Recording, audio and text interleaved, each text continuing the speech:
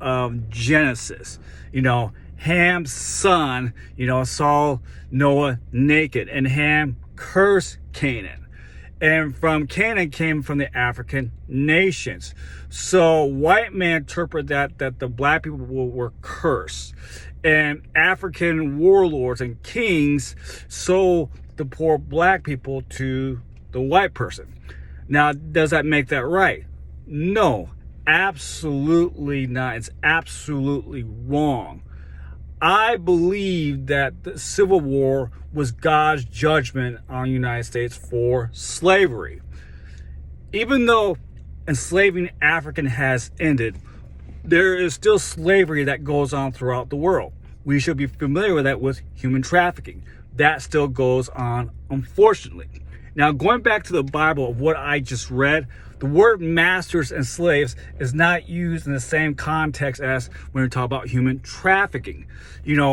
Masters and slaves in this context is, in other words, what we use today. Employer, employee, worker, boss. Even in Bible times, people had to work to earn a living. And they would typically work someone who has a lot of land and is usually wealthy. So that person we refer to as a master because he owned a lot of stuff. That would be equivalent to the millionaires and billionaires. They own a lot of things. And so when they own a lot of things and have a lot of money, they tend to create jobs, just like Abraham did. God blessed Abraham in such a way that, he was able to be an employer and hire employees to come work for him. Abraham would be compared to like a rancher that owns a lot of land and a lot of beef.